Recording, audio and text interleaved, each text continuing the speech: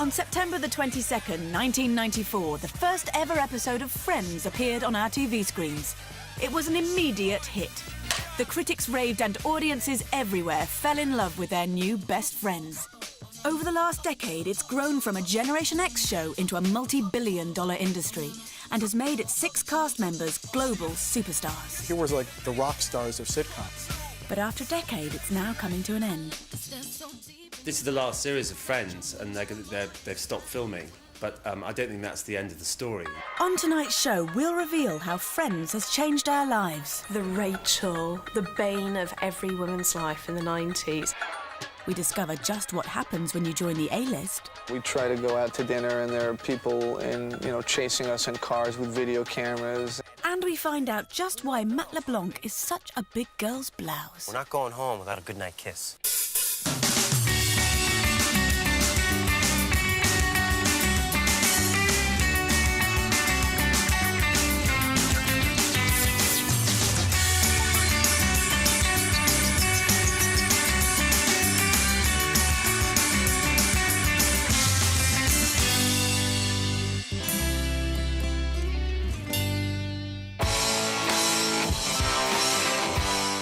Ever since that first day in the Central Perk coffee shop in 1994, everything changed for 6 unknown actors. Suddenly, they were stars. America just took to it and loved it. And even those of us who were cynical in the beginning just kind of came around. Me and my girlfriends, we used to make a point of getting together on a Friday night to watch it. There was a reason for us to be friends, to watch Friends. These were sort of beautiful people who you would not only laugh at, but you would put them on your magazine covers. That didn't happen on Cheers. You know, people liked Norm on Cheers, but no one was going for the haircut. Dubbed must-see TV in its first season, Friends instantly became our Friday night treat. And the Friends phenomenon was here to stay.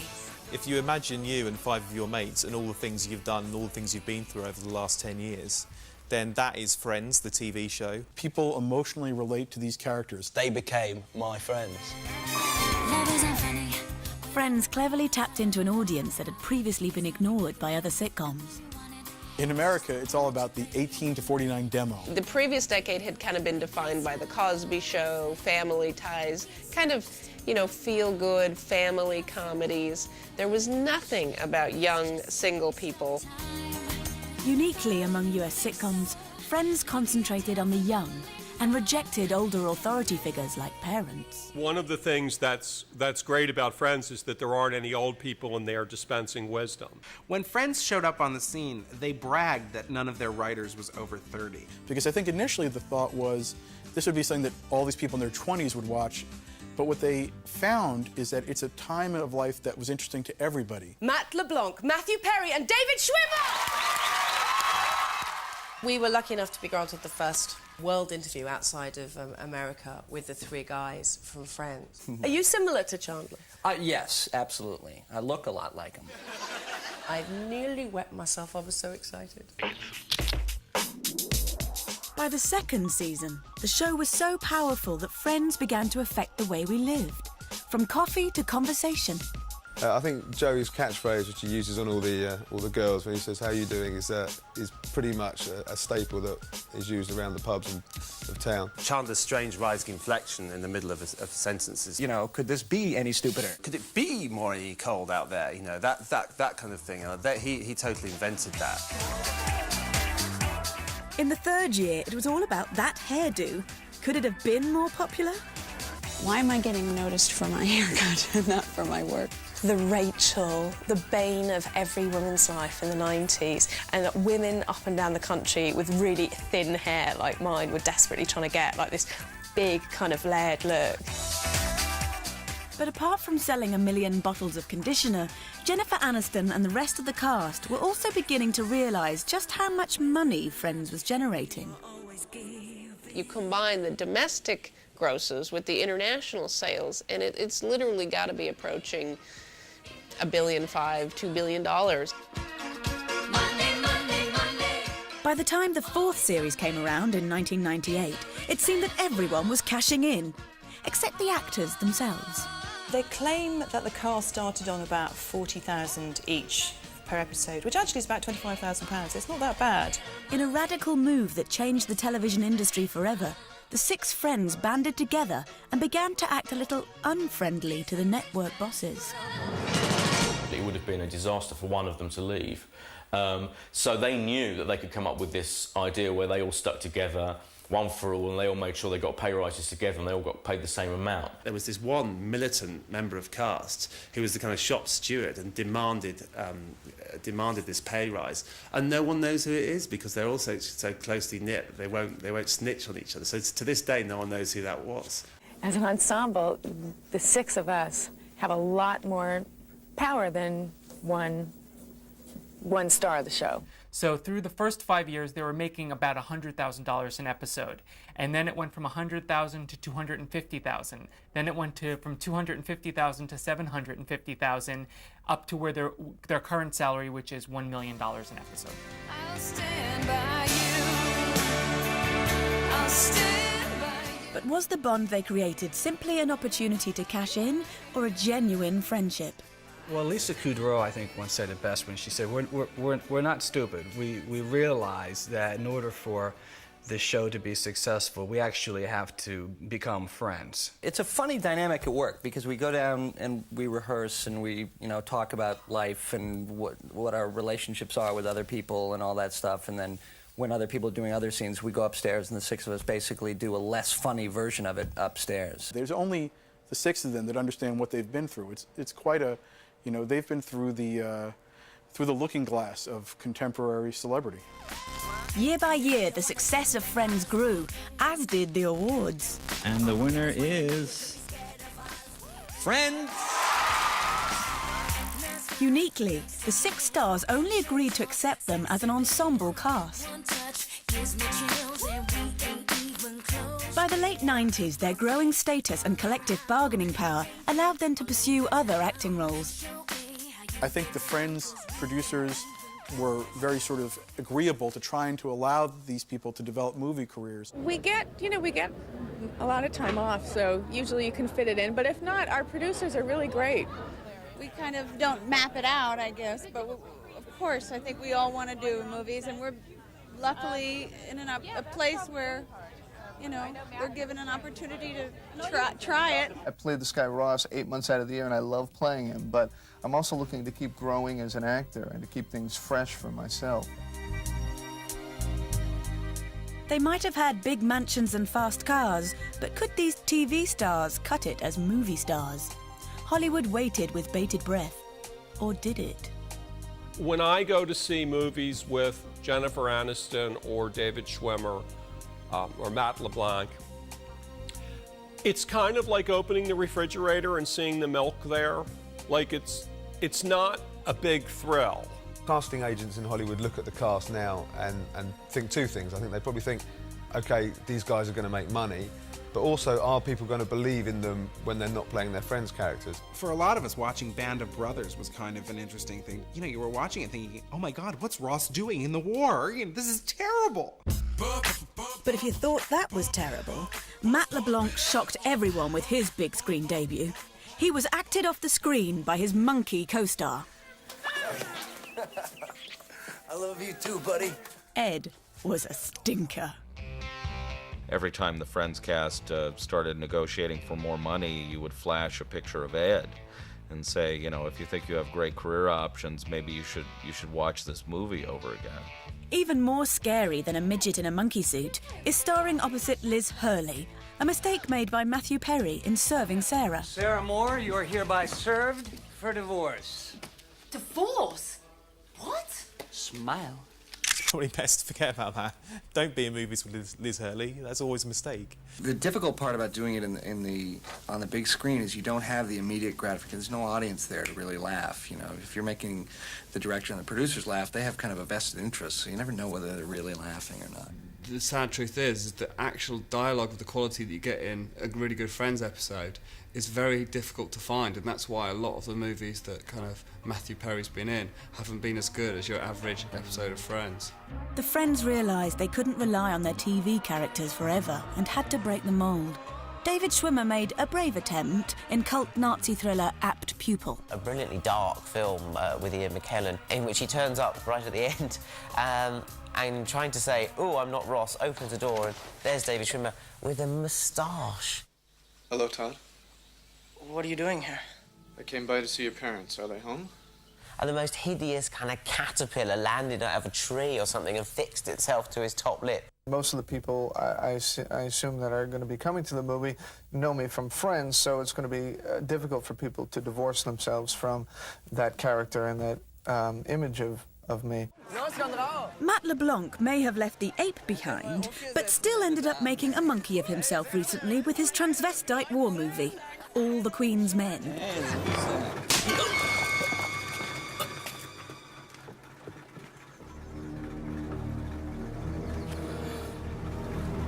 Lass mal gut sein, Schmidtchen.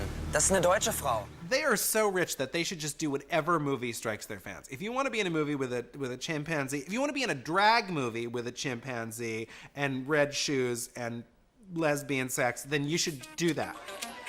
Success came at last in 1996 when Courtney Cox threw aside her Monica persona to appear as a hard-bitten hack in a new hip horror movie, Scream. She was almost being sort of self-parodic, taking that character that we've come to know and love from Friends and just give her a little twist. Some night, what happened? Are you all right? She's not answering any questions, all right? Just leave us alone. No, Tatum, it's okay. She's just doing her job, right, Kim? Yes, that's right. So, how's the book? Well, it'll be out later this year. Oh, I'll look for it. I'll send you a copy. It was a knockout at the box office, and Courtney was hailed as the only friend to be a genuine movie star. Just someone really different from the character I play on Friends, and she's a little bit of a witch. But critical acclaim wasn't the only thing she picked up from the role. She also landed a boyfriend, co-star David Arquette. Let there be you. Let there. I think we kind of had this infatuation at the beginning, and neither one of us were ready to be in a relationship, so it was really that unbelievably great dynamic that you have with someone, and now it's just true love. By season 5 of Friends, love triumphed. Miss Cox said "I do" and became Mrs. Arquette. When people say, "What's changed since you got married?" and this would apply to working together, it's, I don't have to worry about that part of my life. Let there be love. It's just so comfortable, and I know that I'm safe with him, so I can be more neurotic or worried about the rest of my life, which is my career. After the break, we discover how it was to be a different friend and her movie star boyfriend, who was to really capture the public's imagination.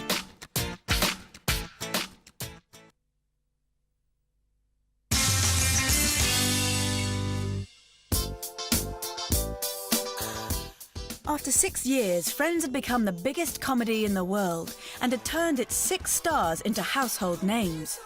But by the start of season 7, one of its cast was to dramatically rise above the rest to become part of Hollywood royalty.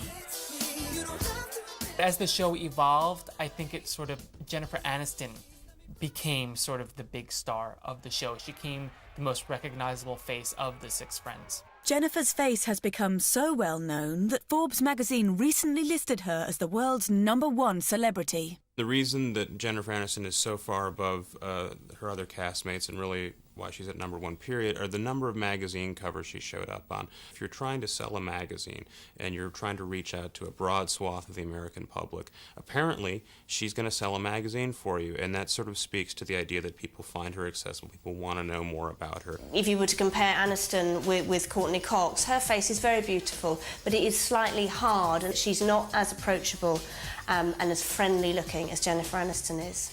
But Jennifer's life was about to step up yet another gear. Unbeknown to her, she had a secret Hollywood admirer, Brad Pitt. In true Hollywood style, his people contacted her people, and a date was arranged by their agents. It's so hard for a celebrity to date and find someone, because your pool is so small, because there are so few celebrities. I remember the day that the first picture of Jennifer Aniston and Brad Pitt sort of popped up in our office. Everyone was like, oh my God, Rachel from Friends is going out with Brad Pitt. But surprisingly enough, it was Brad who was shy about approaching the humble girl next door. I know that Brad was a real fan of Friends before he and Jennifer got together, you know, and there's something funny about Brad that he was a little bit starstruck by that cast when he first started going down there. I remember there being a certain amount of apprehension among some of the cast because of the fact that Brad was such a huge movie star. I mean, how was he going to be influential on her decisions? But Brad had stolen her heart, and the romance began in earnest. I mean, you kind of want them to be sort of, you know, Elizabeth Taylor and Richard Burton, and they're completely not. They're very low-key. They eat at cheap Mexican restaurants in this town. They always look kind of grungy, and they don't ever look like you would expect them to look. In July 2000, Brad and Jen tied the knot, with Brad designing the wedding rings himself. Not only was it the most famous wedding of the year, it was also one of the most secretive. Normally, somebody like Brad Pitt would marry somebody like Gwyneth Paltrow, and then they'd get divorced. And then he'd marry somebody else like Gwyneth Paltrow. God forbid that there should be somebody else like Gwyneth Paltrow. The vows were made under a lavish marquee away from the hungry media. But what would marrying Hollywood's hottest star do for her career? Well, Mrs. Brad Pitt, you know, for Jennifer Aniston, is obviously going to make her a much more kind of bankable star in the same way that, you know, Posh and Bex are far bigger stars in combination than separately. Jennifer now had Hollywood at her feet. She already has the most popular hit of any of the 6 Friends, and that was Bruce Almighty, last year's Jim Carrey film. I mean, I know, I woke up this morning and I felt like my boobs were bigger. I mean, do they look bigger to you? What? No, bigger... Oh, come on! Look at them! I think what everybody's waiting for is for her and Brad Pitt to do a movie together. I think, yeah, that maybe they say it was cashing in, but look, why not? So with a little help from Brad, Jen looks like she'll have a successful film career in her life after Friends. But what of the others? How will they fill their time now the show is finally coming to an end? Courtney Cox has already sorted out her next gig. I was just on the set last week, and she told me that she also was very happy behind the scenes. It's showtime. Courtney's new TV role sees her as America's answer to Laurence Llewellyn-Bowen with a hip home makeover show. It's fantabulous. Right now, Courtney Cox and her husband, David Arquette, are producing a show on women's entertainment called Mix It Up. Basically what the show is about, they have designers come into the house and they work with the couple to blend the two styles. They're executive producing. They are constantly there. They are constantly available. They're constantly tweaking and shaping and bending and just making sure that it is their show. Because it came from their relationship. Courtney's next project is due in 9 months' time as she's expecting her first child, which no doubt will have 5 godparents. Lisa Kudrow, meanwhile, is already a mum and now has the profile and the money to experiment as an actor. I think Lisa Kudrow is less interested in being a celebrity, and probably she will have one of the best careers at the end of the series of Friends, because she seems to be more concerned with being a character actress. Sure, if I'm going to do something when I'm not doing Friends, I'd like to do something different. I think she'll have the easiest transition if she doesn't just jump on everything that comes her way. And she's already been very smart about that. She is this wonderful addition to things and in an ensemble.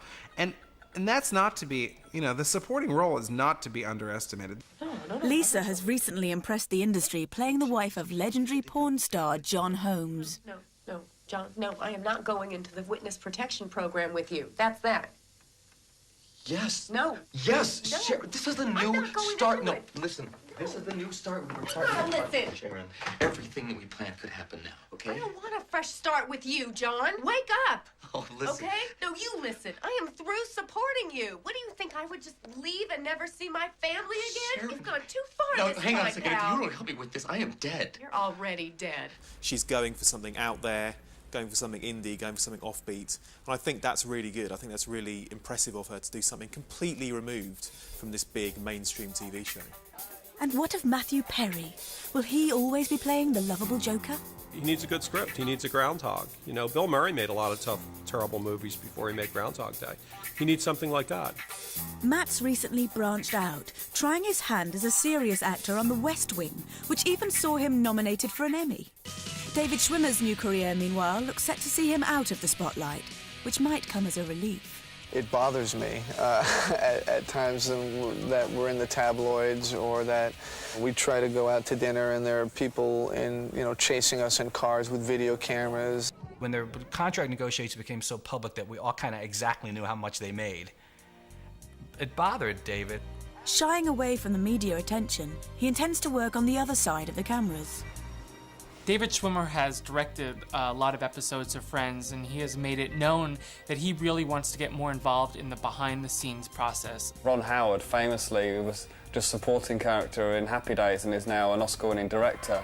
I think actors make great directors. You know, an actor has to know the beats of a scene, has to know what the scene is about. But, I mean, who has more experience of sitcoms than David Schwimmer? So after 10 hit seasons and 236 episodes, the multi-billion-dollar bandwagon is coming to a halt. And telebosses are desperately trying to fill the gap in the TV schedule. It's been the cornerstone of their strongest night, Thursday night, for 10 years now, and that's going to be a big loss. All kinds of different shows have come and gone in the slot after Friends that were intended to take over Friends' position, and it's just never worked. So they've turned to Matt LeBlanc to try and keep the Friends dream alive with his own spin-off series called Joey. He appeals to everyone. Girls love Joey, guys love Joey. Since he's an actor, he can go to LA and get mixed up with a whole new bunch of kooky friends. Set in Hollywood, the show follows Joey Tribbiani as he tries to pursue his acting career without his friends. Although real-life buddy David Schwimmer is set to direct some episodes. I think in the beginning, and this comes from the producers as well, he was more of a two-dimensional character. So they sort of opened it up a little more and made him a little more sensitive. Of all of them, we haven't seen that much of this guy, and let's see what this character has in him. But Matt's being a bit tight-lipped about the whole project until the Friends' final curtain call.